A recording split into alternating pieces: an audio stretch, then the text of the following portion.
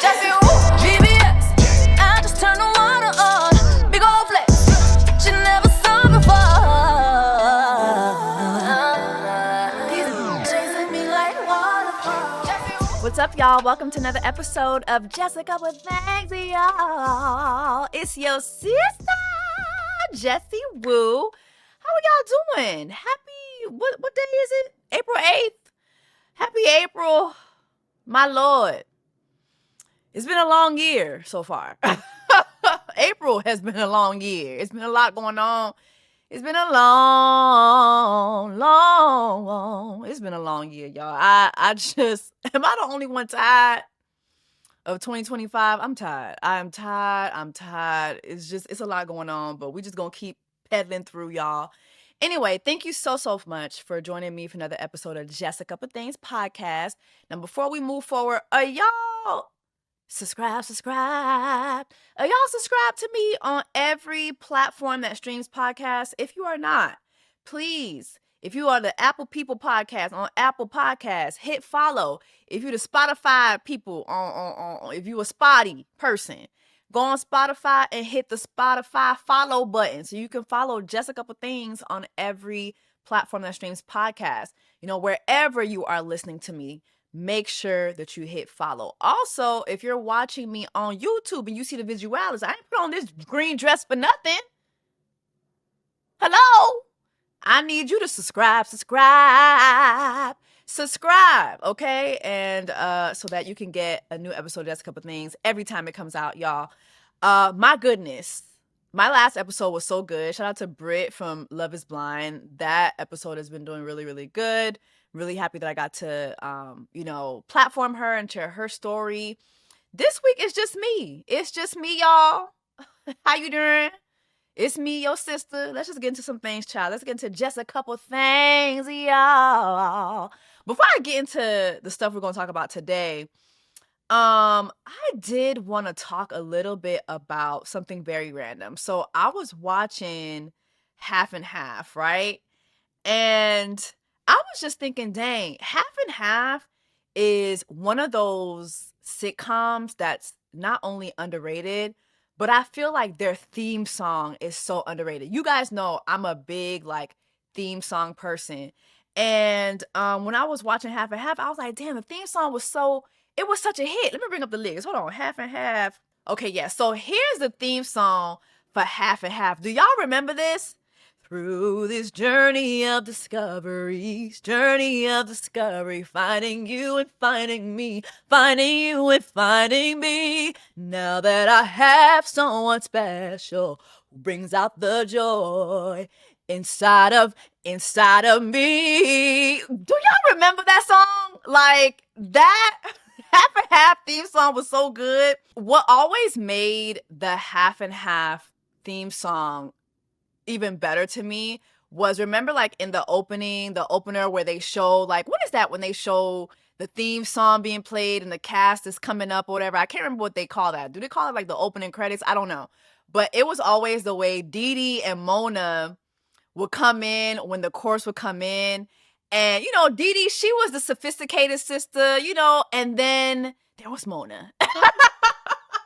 And so then they go into the chorus, and the chorus is, we become whatever we want to be. All we need is love and unity. That's the way it should be. And you have Mona who comes in, It was just so annoying but cute. I feel like we need to give Half and Half more. We need to give Half and Half more praise than it gets. Another Black sitcom that had an amazing theme song to me was One on One. And I remember when I learned that it was Tonay who sang One on One. And I was like, of course, Tonay. Of course it was Tonay who wrote and sang this. But also, I was always wondering who sang the girls' part. I did not know it was Shanice.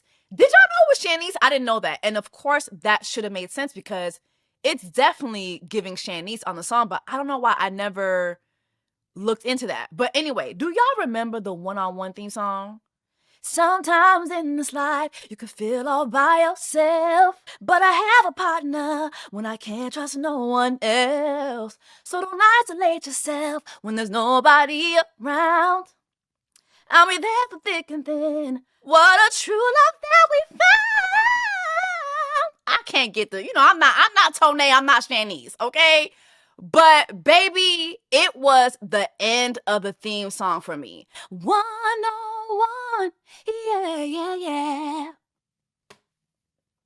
Oh my God, like that's so underrated. Why don't we talk about the one-on-one theme song more often? It was such a good theme song. What's another one that I think is so underrated? Everybody Hates Chris. We often don't even talk about the fact that is Tashina Arnold on there. Tashina Arnold is co-singing that, okay? And we know Tashina has a voice on her. What did Gina call Pam when they was going back and forth and they was singing when they was trying to impress Biggie? Hold on. Wait a minute. Do y'all remember when that episode when Gina and Pam were like competing to impress Biggie?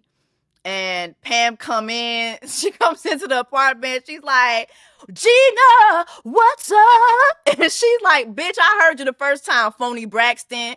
Like, it was hilarious. But anyway, we all know that Tashina Arnold can sing. And that is her co-singing on Everybody Hates Chris. And I think what makes Everybody Hates Chris, the theme song, so good, it's also like the harmonies. Everybody hates Chris.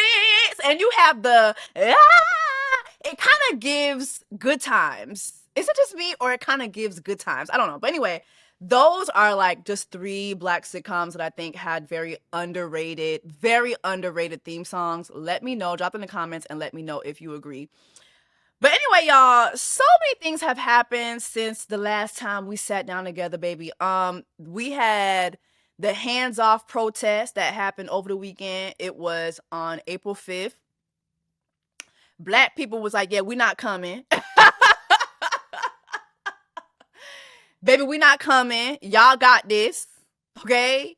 Y'all got this. We've been protesting all our lives. We had to fight. We've been protesting for centuries. We're done. Y'all got this. Y'all put that Cheeto face man in Obama's White House. We do not have the time to be playing these games with y'all. We don't have the time to be protesting with y'all, knowing damn well that y'all don't really stand up for what the fuck we all stand for. So please, y'all got it. Good luck to y'all. And it was funny looking at white people come to social media and be like, oh my God, like, where are the blacks? Where are the blacks? Where are the browns? Like, what's going on? And it's actually quite peaceful. There's no police. There's no tasering. There's no guns. There's no dogs being sicked on us. It's just very, very calm. There was a video of this one lady. She came online. I thought it was hilarious. But I was like, yeah, that's what happens when, Black people don't protest. A lot of people thought, oh, why would Black people not want to protest? Because not only are we tired, but we don't want to get gunned down. Like, we don't want to go to jail, and it just so happened that at the very first national protest like this that happened all over the country where it was predominantly white people, did you hear of anybody getting arrested? Did you hear of anybody getting gunned down? Are there any GoFundMes for anybody to be released from jail? Yeah. So I really hope that actually sinks in for all of you who are not Black, who were at these protests, and you see just how peaceful it was, simply because Black people weren't there. Literally, Black people, all we gotta do is just walk in the streets and hold up a sign and we get shot. You know what I mean? Like, it's just, you know what I mean? There was this one lady who went online and she said this, and I thought this was really, really funny. See, I didn't know that this was well understood assignment that black people weren't going to show up to these march to the protest. I didn't know till I got there, and I was like, "What is why is it just white people? Where are all the black and brown people? Like, I don't get it. Like, why are we fighting for them and they're not here? Hello, I get it now because there was no fucking soldiers standing ready. No police on. I'm like, why? Where are all the police? Where are all the like? Because everyone's like, be safe. I'm like, well, fine, whatever. Like, well, I don't get it. Like, it was all old white people. It's just beautiful seeing white people make the connection.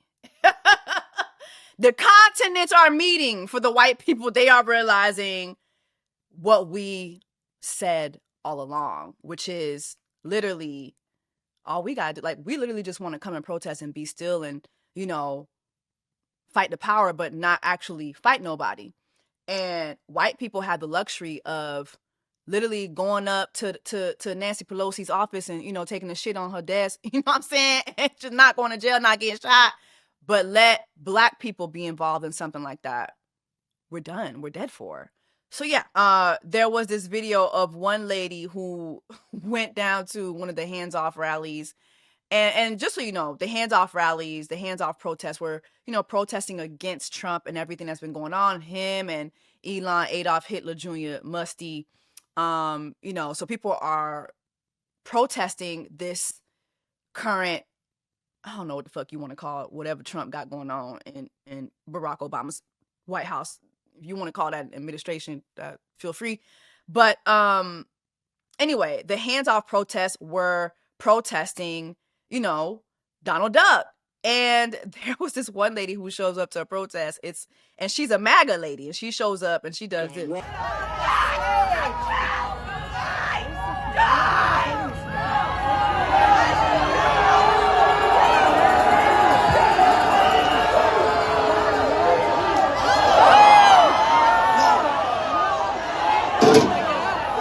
This is exactly why black people stay home, because y'all got this.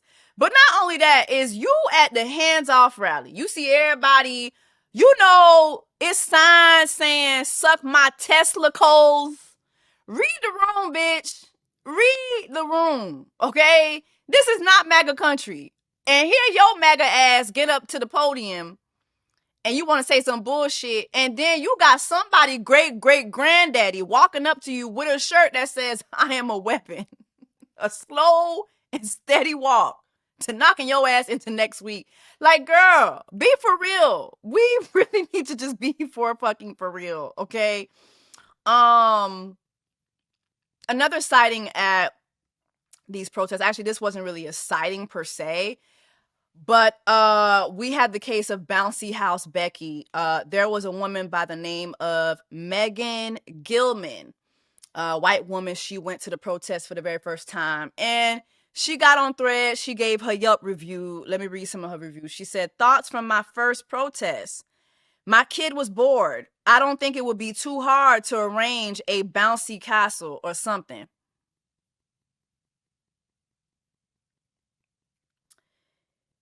People laughed at my sign, and so I made some friends, and that was nice.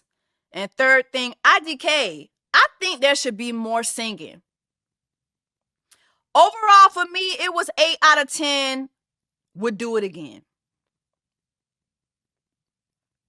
This woman wanted bouncy houses at the protest. And when people came for her and was saying, ma'am, you're making a mockery of protesting, she doubled down and she said, listen, me to the internet. I'm going to my first protest. I'm nervous. The internet. We got you. We can do this. 3 hours later, me to the internet. I went to my first protest, and I think it would be great for the protest to be more inclusive to children and families. You know, a bouncy house. The internet. Are you crazy? Protests are not supposed to be fun.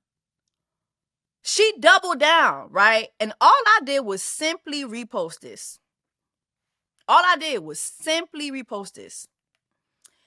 And there is a whacktivist by the name of Keith Edwards who comes into my mentions, and he says, who do you think you're impressing by dragging a random woman on the internet who protested for the first time? Is your self-esteem that small? The wrong person in this situation is you. And that weren't enough. He went on to double down as other white men were in his comments saying, yo, wait a minute. You do understand that you're attacking a black woman who simply amplified a white woman who went down to the protest and was basically saying, hey, we need bouncy houses. Like, you're literally attacking her. She didn't drag this lady at all. She didn't say anything to drag her. And he doubled down and he said, are you obtuse? She did it so her followers could make fun of her. It's bullying. So then this man called me a bully. This man, Keith Edwards, called me a bully. And there was another woman who stepped in and she said, Keith, please have several seats. Your homie tried to prioritize family fun at a protest. First one or not, if one knows what the goal is as a protest, they shouldn't expect family fun. If you feel like she was dragged, go be a good community teacher and teach her. And he goes on to tell her that I mocked this woman, right? And the black woman comes in and she's like, yo, she didn't mock her. She didn't mock her at all. She didn't drag her. Listen, like, my people have been protesting for centuries. My people are tired. And you know what a white man, Keith Edwards, told this black woman when she said, my people are tired? He said, we're all tired. It's giving very much like all lives matter, right? And so I'm seeing this and I'm like, damn, so this man, you're literally like attacking black women for telling this lady, this white lady, that she's making a mockery out of protesting. And mind you, you're out here building a progressive, democratic, leftist platform. You have pictures of this man next to Kamala, but yet you're using your platform to attack black women. And then when other people try to, come to my rescue and to basically tell him, like, you're wrong, he goes on to continue and say that I have low self-esteem. And I'm just like, first of all, sir, low self-esteem, who, Keith Edwards? Like, only one of us looks like a cross-eyed albino frog in the face. Okay? Like, what do I have to be low self-esteem for? I'm not understanding. Only one of us looks constipated in our profile picture, and it's not me. Okay? But at the same time, too, it's like, you're saying all these things that have nothing to do with the fact that this woman used her platform to make a mockery out of protest. And this man literally is building a platform as a whacktivist, basically. So I just wanted to make sure that y'all understand, when y'all see this man, Keith Edwards, this man is not an activist. This man is not an activist. The leftists, they don't always be our allies. They're not all our allies, okay? It's given very much, I'm the hero and the victim, and I'm going to sit here and use my platform to antagonize and bully a black woman who simply literally amplified what this lady said. She wanted bouncy houses at the protest. Don't play these games with me, Keith Edwards. Play them games with your sad-ass mother who should have swallowed you, okay? Because then there was another thread he said, oh, she's a sad woman. No, your mama's sad, not me. Play them games with the lady who should have swallowed you, okay? With your racist ass. It's giving racism. But let's move forward.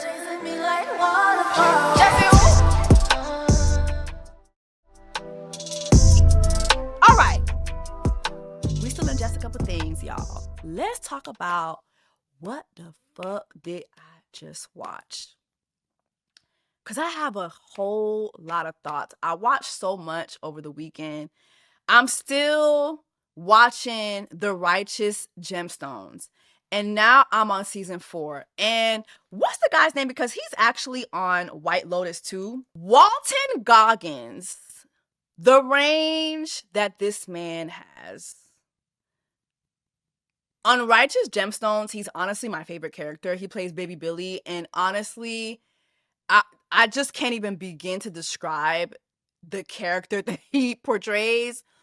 But I don't know what's going on with season 4. I feel like I've been seeing a whole lot of Baby Billy's sausage meat. I don't know what's going on. We got Baby Billy's sausage meat surfing. We got Baby Billy's sausage meat down to the rehearsal for church praise and worship. You know, he just dropping his pants on showing his sausage meat to the Gemstone kids. I don't know what's going on. I'm just seeing a whole lot of sausage meat this season. Also you have Pastor Gemstone, the father, who's moving on, and he's now dating his wife's, I guess, old best friend from back in the day. And you got a scene where they doing the 69. I'm just like, what denomination is this? What denomination is this? What's going on? Is this what be going on down to the church behind the closed doors? I mean, it do be what's going on, okay? But it's a lot of going on and what's going on. But The Righteous Gemstones to me is a very good show. Episode 1 of season 4 to me is it puts it puts so many things into perspective about the Gemstone family, because you have basically we get to know how the Gemstones got into the Bible business. And you have Bradley Cooper, who stars as Elijah Gemstone, I believe. And you have Elijah Gemstone, who, you know, during the Civil War era, he was a robber. He was just going around robbing people. And he goes to this church that belonged to Abel Greaves. And Abel Greaves is the pastor of the church. And after church service, he goes and he robs Abel Greaves, and he robs him for the church's money, for the tithe and offering, and he pews him. So Abel Greaves is dead, right? And as he's taking the tithe and offering money, there's a knock on the church door, and it's the army coming in to basically collect Abel Greaves and give him a position of being a pastor, I would guess, like a spiritual leader for the army. And, you know, around that time, they would do their best to protect the religious leaders who would be there. But, you know, if you die, you die. You know what I mean? But anyway, so he becomes a minister to other Civil War warriors. Let's just say that, right? And he accepts it because they tell him to pay. I can't remember what the pay was, but he accepts it because obviously at that time he was just a petty robber just trying to get by. So he takes it, and he actually assumes this pastor's identity, which is not his real identity. And anyway, he goes into the army, and he's praying for people. He ain't got no business praying for nobody. He doesn't believe in God for real. And he keeps this golden Bible. He had this golden Bible that he took from the preacher before there was the knock at the door. And I'm assuming he was going to sell it. But anyway, he ends up being in the army. He keeps that gold Bible with him. And even in the army, he's doing like horrible shit. He was one night, did this like poker scam with another guy who recognized him and said, "Hey, you're not a pastor, you're a robber." But anyway, he does this poker scam with this guy who the guy set it up, and they're able to steal some money from these other what's that called when people are addicted to gambling? Gambling. We'll just say gamblers, right? So he gambles the gamblers.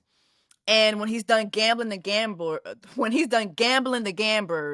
child, I don't know what's going on with my tongue, child. When he's done gambling the gamblers, and him and the other guy are scooping up the money, the other guy's excited. He's like, "Oh, I can't wait let's hit another lick." And before that guy could even finish saying, "Let's hit another lick," he kills him and takes all the money for himself, right? And so anyway, battle continues, and they get to one point where their whole, I guess, their section of the army or whatever, I don't know if you want to call that a baton or whatever the fuck, but, you know, I was never an army child. I don't know nothing about that shit. But anyway, their team of people are slaughtered, and whoever's left over is about to be, you know, all slaughtered to death, right? And so as they're searching him and the leftover men, the opposite side finds the golden Bible on him. They find the golden Bible, and they go up to him and they say, "Hey, you're a preacher, right?" And he's like, "Yes." and they're like, we do not pyong pyong pyong, men of the cloth. So because of that, he was saved, and he had one last duty, to perform amongst those men. They asked him to say a last prayer for those men before they slaughter them. And so he goes, he says some rinky-dink last prayer. They slaughter everybody. And that's how the Gemstones family got into the Bible business. And it just makes all the sense. Because this family is fucking unhinged. Like, this family ain't got no God in them. Like, it's not. There's no God in this family. And when they set up that story, I'm like, okay, now I understand how they became to be. It was all a scheme that Todd set up. Basically. What else did I watch, child? I did watch Real Housewives of Atlanta. And, I did do a live with King of Reeds. Shout out to my bookie, King of Reeds. We did a live and it was hilarious. If you want to check it out, check it out. It's on my channel. But I had some more thoughts today as I was getting ready to do the podcast, because Kenya posted this picture of her, this AI picture with her mouth covered, saying justice for Kenya. And I think this is so out of line. It's literally making a mockery of real movements. You know what I mean? Like, it's so out of line. But also, the way Kenya really just takes no accountability. And it's been so funny watching Kenya fans and other people get online and say things like, oh, I understand. If I was Kenya, I'd do the same thing. There's no way y'all think that if you got into a spat with a coworker, right? And your coworker decided to say something threatening to you, there's no way that you, in your rightful mind, think that you could now come to work and show the entire office pornographic pictures of your coworker and think you wouldn't be fired. There's just no way that y'all think, especially in these economically times where people are struggling to get jobs, struggling to keep jobs. There's no way in your right minds that you all think that that is not something that could get you fired. And granted, you can feel how you want to feel about what Britt said to Kenya, when they had their back and forth, and you got Britt saying, I got pistols and whips, that's crazy. That's a threatening thing to say. Absolutely. Absolutely. But it is very debatable whether she threatened Kenya or not. You can have that debate with your bald-headed mama, not me. It is very debatable. It's very debatable. Not once do you see her actually have those words exchanged with Kenya. I'm not saying that what Britt said was right. It definitely was a threatening statement, right? But what I am saying is that there's no footage of Britt actually threatening Kenya. There's no footage of that, right? And if that's the case, so many people online have brought up old footage of Kenya saying that she was going to bring her pistol for Phaedra. Like, you know what I mean? Like, I'm not saying it's right. I think it definitely was a ghetto moment. I think Brittany was on some shit. I think she had a lot going on. I'm not saying it's right? However, there's this footage of Kenya on the Tamron Hall show, right? So Kenya did the Tamron Hall show last summer. No, actually like 4 months ago. Hindsight is always 50-50. If I could do it all over again, I believe the photos were very distasteful, and I elevated the situation. I've elevated situations before, and I've taken full accountability for the things that I've done. I am sorry for what I've done. I didn't have to take it that far. But when I felt threatened, I've never had a child and be in a situation like this before. So that's why I escalated it to the point where I was protecting not only myself, but my child. So Kenya is on the Tamron Hall show, and she's saying how she did what she did to protect her and her daughter, right? She felt threatened. Again, you have Britt Edie, who at the dinner said, you know, I got pistols, I got whips, right? She felt that production didn't handle what Britt said the way she wanted it handled, okay?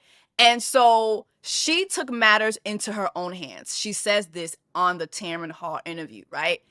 So you mean to tell me, Kenya, you felt threatened by this woman, you felt your daughter was threatened by this woman, so with the help of other people, as you stated in your Tamron Hall interview, you went down to Kinko's and you printed out pictures of Britt Edie's sausage sucking in protection of you and your daughter. So you mean to tell me you felt so scared that you went and you did this? You went to Kinko's, you printed out these life-size pictures of Britt Edie's sausage sucking, and you presented a PowerPoint presentation to the whole Atlanta because you wanted to protect yourself and your daughter?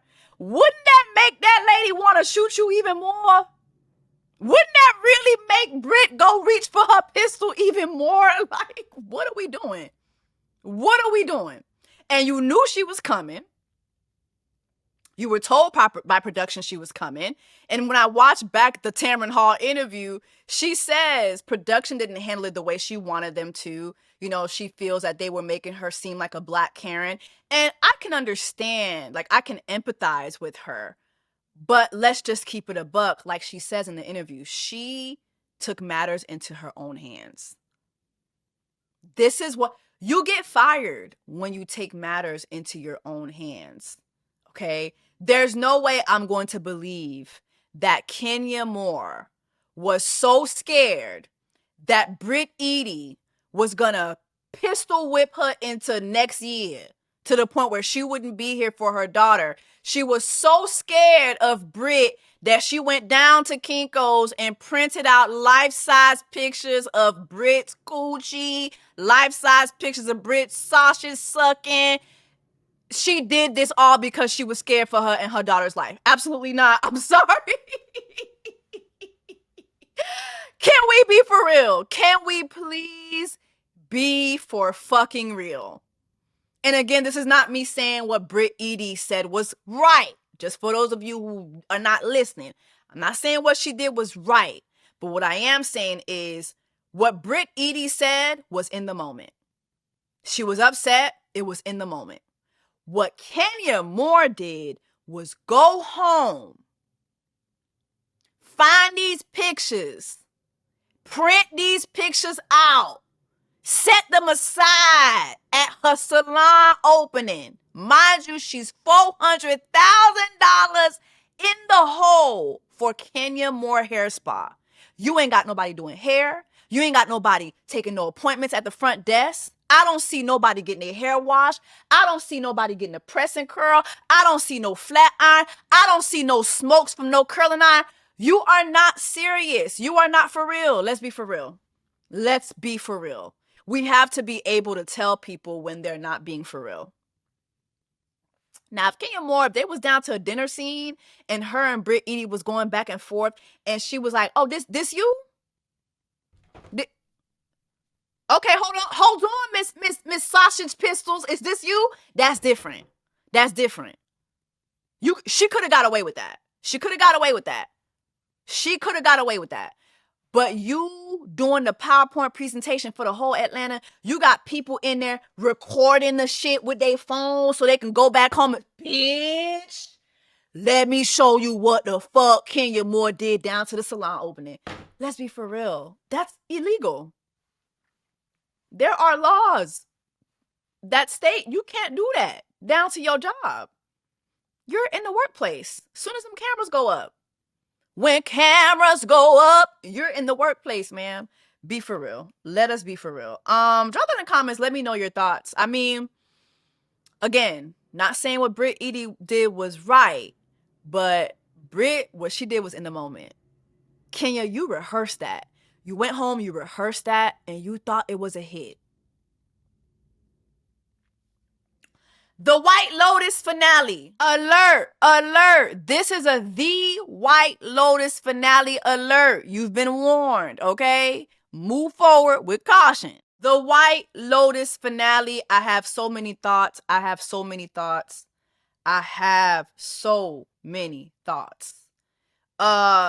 Drop down in the comments. Let me know if you watched the White Lotus finale and what you thought about it. First things first.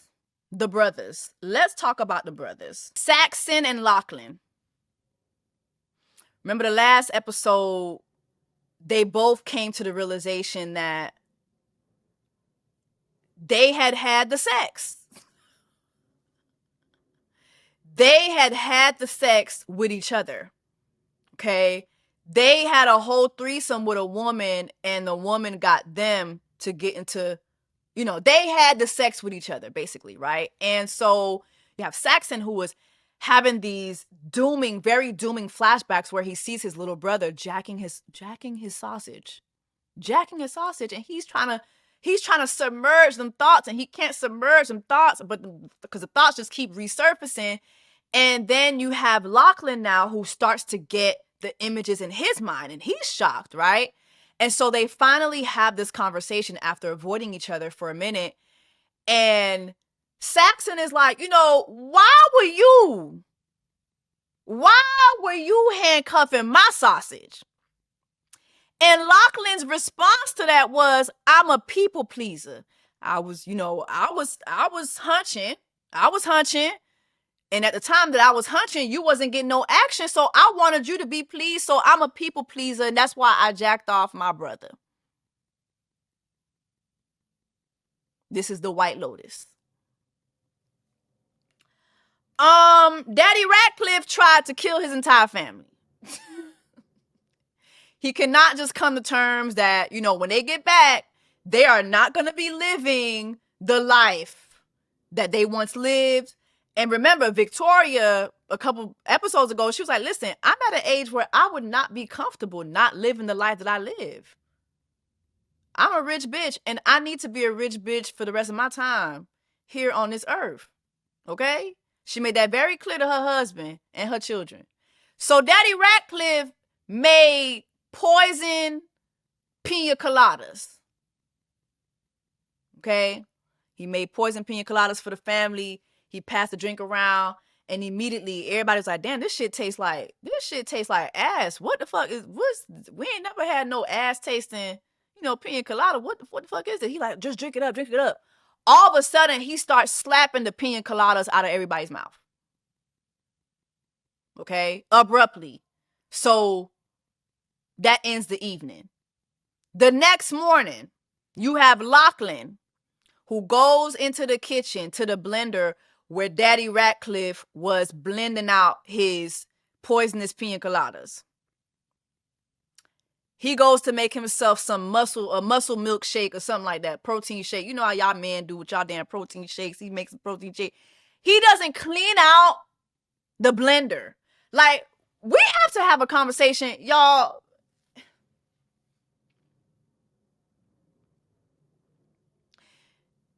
White people, I love y'all, but y'all don't be washing y'all legs, and y'all don't be cleaning out y'all blenders. It's a lot going on. Why are we not cleaning out the blender? He doesn't clean out the blender. He just puts the protein powder in there. He makes his shake. He goes to drink it, and bitch, he dies. Mind you, he starts dying as his family is walking off saying, hey, we're going to breakfast. You coming? He doesn't really answer them because he's just sitting there, choking, but they don't see him from the distance. And all of a sudden, Lachlan is at the crossroads. He is at the crossroads. He is meeting his maker, bitch. Okay? He's meeting his maker. Some time goes by. Daddy Ratcliffe was still in his bedroom. By the time he gets up, he sees Lachlan is dead. Like, he is dead by the pool.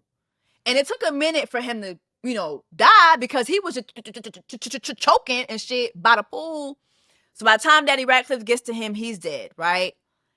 I'm sad as hell because I'm like, my Lord, one of the last few things this little boy did was jack off his brother. That is not, imagine jacking off your brother and then the next day you go meet the Lord. This is not, I'm sorry, that's not the sequence. That is not the sequence. Okay? God, please, like, I was so disturbed. I'm like, Lord, please, like, when it's my time, like, please don't send me off to the arms of the angel under these conditions, please. You mean to tell me I jacked off my brother yesterday and today I'm in the arms of the angel, far away from here? No. Still got, my brother's cum residue on my fist. I cannot. This is too much. Daddy Ratcliffe finds Lachlan. He gets to doing CPR. Is it CPR? Is it CPR? Is when the thing that people be doing when they try to save somebody. Anyway, he gets to chest shaking him and doing all that. And bitch, it's not Easter, but Lachlan is risen, ho. Lachlan said, Jesus ain't the only one who can rise, ho. I'm sorry. God forgive me. I'm so sorry. And it be this type of bullshit. Imagine me saying some type of bullshit like that, and then tomorrow I'm in the arms of the angel. That's not the sequence. That's just not the sequence. But Lachlan said, girl, Jesus ain't the only one who can rise, okay? I am risen, bitch. I am risen, ho, okay? Good God Almighty. I was so happy. I don't even know this man. And I was just like, I was heartbroken. I was about to rap. I was going to crash out. Let me tell you who else I was going to crash out about. Because we know that people be dying the last episode. So obviously them doing that whole sequence with Lachlan and then making him, have his own resurrection. I'm like, okay, so they kind of changing the pace of the show. But if Lachlan didn't die, bitch, Belinda's next, bitch. Belinda about to die, oh. Belinda about to motherfucking die, bitch. I'm gonna crash out. I'm gonna crash the fuck out. HBO Max. I will crash out, okay? We get to Belinda's story, bitch. So Belinda's son and her come up with a scheme to go down to, what's his name? The nigga who, not the nigga, he white. So they go and they find Gary, right? So remember, Gary had offered Belinda like $100,000 to start her business. And she like, he playing $100,000. I don't know. I mean, maybe I could take it because, Belinda ain't got it. Let's just be for real. She ain't got it like that. But then her son was like, no, ma'am. No, ma'am. This man got dead bodies. We need the millions, okay? So he said, let me go ahead and negotiate this deal for you. So he came. You got Belinda's son, Zion. Belinda and Zion go on to Gary's mansion. And Zion is like, listen, I'm not talking unless you giving me land, $5 million or more. Okay? Respect for Allah, respect for Allah, respect the law, respect the law, respect for Allah. Okay? All that. I'm not talking unless I get my $5 million. But lo and behold, the scheme worked, bitch.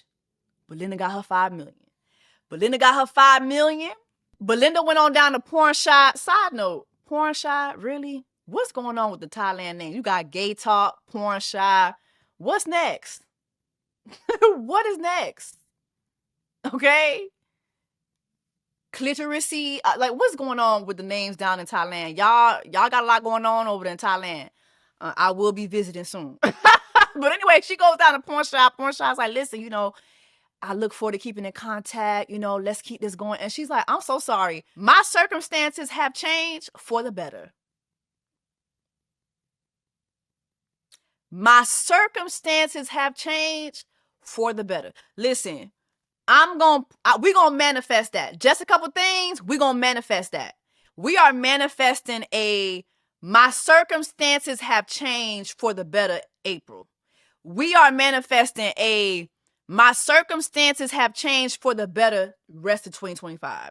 That's the energy I'm on. My circumstances have changed for the better. And a lot of people were saying she did him like how Jennifer Coolidge had did her. And I just don't think that. Jennifer Coolidge ran off to be with Gary, who would pew her to death, okay? Belinda ran off with her bag. She was focused. Jennifer Coolidge was not. Jennifer Coolidge she had sausage meat she was just seeing sausage. It was sausage. That's all she saw. Belinda saw the bag, okay? So no, it is not the same thing. Period. Not the same thing, okay?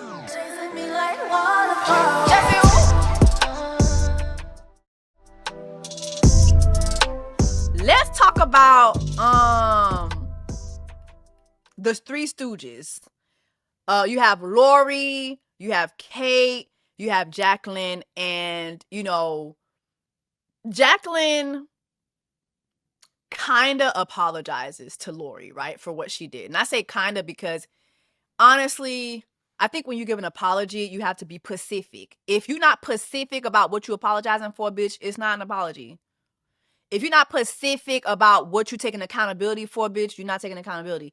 You need to be able to let me know what you're apologizing for. A simple I apologize. No, I apologize for what? Okay, let's be specific. Okay? But then you have Lori, who gives this monologue, and I kind of want to, let me see if I could play a little bit of it. Hold on. I had this epiphany today. I don't need religion or God to give my life meaning, because time gives it meaning. So many people were touched by Lori's monologue. First of all, it's award-winning. That is an award-winning monologue, right? But as I was listening to Lori, I feel like Lori is the ugly friend. And the reason why I feel like that is because I can relate to being the ugly friend. If you've ever been the ugly friend, say I. It's okay. It's a safe place. And some of y'all will look at this, oh, Jessie, you're not ugly. Trust me. I know I'm not ugly, right?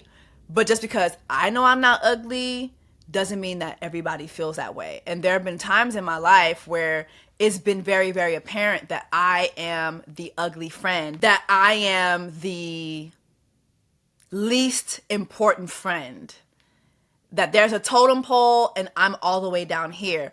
And when I look at Lori and those girls, it's so clear those other girls do not like her. They don't value her. They don't value her outlook on things. They don't value her feelings.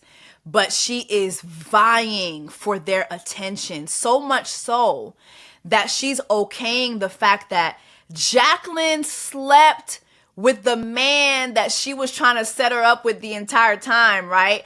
And she also doesn't tell these ladies how the night before she finally got a little piece of sausage meat down to Thailand. Okay? And after giving this man her last little piece of coochie, after giving this man her last little piece of coochie, this man rolled over and asked her for $10,000. Why doesn't she share that with her friends? Because she's the ugly friend. She's the least significant friend. They don't give a fuck. She knows that they don't give a fuck. These girls don't like you, sister. And for you to say things like, damn, you didn't find meaning in your husband, you didn't find meaning in God, you didn't find meaning in your job, but you find meaning in two women who clearly do not like you, who clearly don't fuck with you. You're the ugly friend. You're the insignificant friend. I feel like so many of us have been there where you're in a group of friends and that group of friends get together and you're seeing them kind of veer off and they're having conversations without you and they're, shh. Oh, hey, girl. I've been there. I have been there where you feel so small. I think the difference between me and someone like a Lori, though, is when I peep that, I tend to just retreat. I'm a loner. At heart, I'm very much a loner. So when people do that to me, actually, you're doing me a favor, because I ain't got to talk to none of y'all now. I retreat. This is going to be the last. Trust me, you do it to me now, it's going to be your first and your last time. I won't be here anymore. That's how I operate. Let me know if you guys have ever been in that situation. I had some questions too. This finale left me with a lot of questions. Like the question I just asked, why didn't she tell those girls about that man asking her for $10,000 after she gave that man her last piece of coochie? Also, I had a question about Rick and Chelsea. First and foremost, my goodness. Oh my gosh. It was giving Shakespeare the way they both passed away. It was sad, but it was giving Shakespeare. But also, I have two questions. Rick went over to Jim and Sri Lada. I can't say the girl's name, the lady name right, but he went over to Jim and Sri Lada's house, right? Pointed a gun at Jim. Didn't kill him. Escapes, right? And you go back to the White Lotus as if you don't know that they own the place. As if, like, you just went and attempted to kill this man. Okay? Who you say killed your father, right? And you just go back to the hotel that he owns, and you think you're just gonna sip on some coffee and some orange juice, some fresh orange juice, some green juice, and some, like, what? What are we doing? What? And then, is it me? Am I the only dumb person who didn't put two and two together and realize that Jim was his father the entire time? I didn't realize that. I did not realize that. Didn't realize that. Gay talk. Gay talk, I have words for your ass too. I got words for you, honey. Because while you leaving the door open and you letting guns go missing, this is you. Shorty, get down, good lord. Baby got 'em open all over town, no. Strictly busy, don't play around. Cover much ground, got paid by the pound, yeah. People are dying, Kim. Motherfuckers is dying. Guns is going missing. Poison pina coladas is being passed around. Okay? You never revealed to your boss that you knew who the robbers were. You not good at your job, but you good at singing. Okay? Shorty, get down. Good Lord. Okay, I see you, Blackstreet, but, wait a minute, gay talk. Wait a damn minute. And what's going on with the word gay talk? It's like, it screams TikTok is gay. Like, whenever I see gay talk, I'm thinking TikTok is gay. I don't know why. It just was a lot going on at the White Lotus. But make a long story short, everybody who needed to die, died, okay? I have no complaints, no notes. I am sorry about, Walter Goggins and him and his girl dying. But man, what a performance. White Lotus is a great show. If you haven't watched White Lotus, please, please, please watch White Lotus. It's so great. And if you have, please drop down in the comments. Let me know what your thoughts are on all the shows that we discussed for Just a Couple Things. Let's get into Set It Off, I Suggest. Set it off, I suggest. Set it off. Okay, so this week's Set It Off, I Suggest actually comes from me. So in the last episode that I did solo, we were talking about the White Lotus and, the scene that I kind of just touched on earlier where Lori was so hurt by what Jacqueline did when she tried to set her up with that man and then only to turn around and go have sex with him herself. So I actually asked this question on my threads. I said, sisters, have any of you had a homegirl to hook you up with a man they actually wanted for themselves or a man they already had relations with? And the responses were so crazy. There was one response in particular that rocked me. This girl said, yep, she introduced me to her boo's friend, but they all knew each other. He started liking me a lot. She got jealous. One night we attempted a 2-man mission. I was in my room of the 2-bedroom suite and she was in her other room. She yelled for him to come hit the blunt and she walked out in her underwear. I cussed her the fuck out because what the fuck are you doing? I stopped fucking with her because I could no longer trust her. Friendship is done. I will never forget that. I thought this was so weird. Like, it rocked me because it sounds so familiar. It sounds so familiar. We've all had, like, very male-centered. I feel like every one of us women have at least had that one friend, whether we're still friends with them or not, that was very male-centered. And I feel like that just was so triggering to me. But it just was weird. It was weird. This other girl said, I can't lie. I've put my friends with people I had failed relationships with or even slight communication with, but I don't see what's wrong with that. It ain't worked for me. Maybe it'll work for you. Who the fuck cares?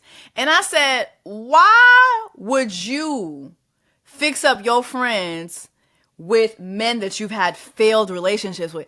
Wouldn't you think if that person was a failure for you, especially like depending on the situation, if that person was a failure for you, why would you set your friend up with this person?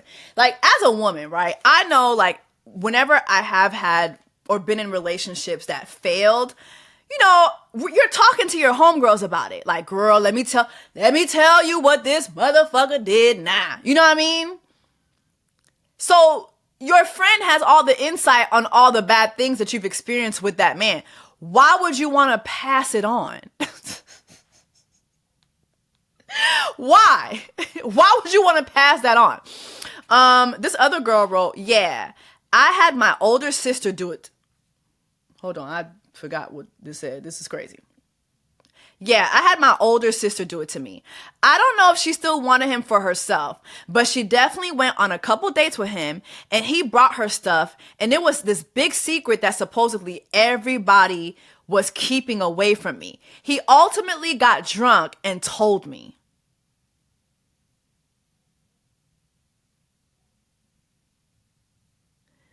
Your sister did this?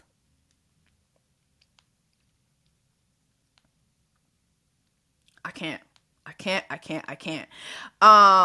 There was one girl, shout out to my girl Blue. She said, yep, my homegirl pointed out that the dynamic with old girl doing that on White Lotus made her immediately think of what she's seen happen to me.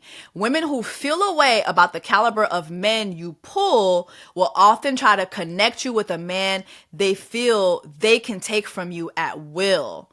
It's a tactic to make them feel superior in a game they've already rigged in their favor. I've learned to not keep around anyone who even playfully moves like that. That's big hater energy. When she said that, I was like, oh my gosh. Remember, I shared a story of an ex-friend doing this to me. And when I shared it too, I said on my podcast, I was like, I don't get the psyche behind this. And reading Blue's comment, I'm like, oh my gosh. That's what it was. She wanted to basically feel superior. But then I also had someone else tell me that she wanted me. She actually wanted me romantically too. You know, I don't know. Drop in the comments. Let me know what you guys think. I don't know. Because I just can't relate. Like, it's just some things to me in life I have given up on even like trying to understand because I just can't relate. I would never do that. I think that's such a yucky thing. Like, I don't even dip back to my exes. Like, so the fact that I wouldn't even dip back to my exes, I wouldn't even push an ex onto a friend. It's just nasty to me. But also, I just don't get the psyche of,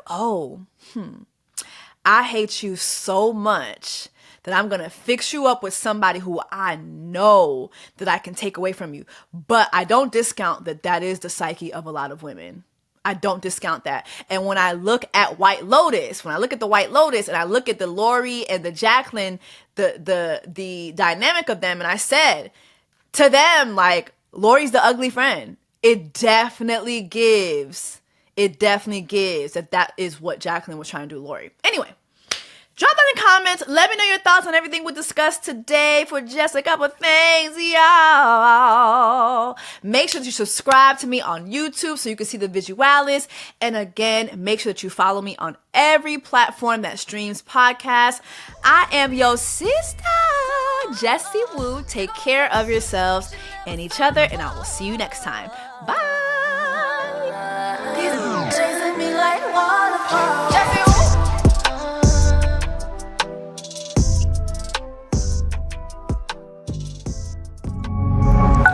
Pioneer.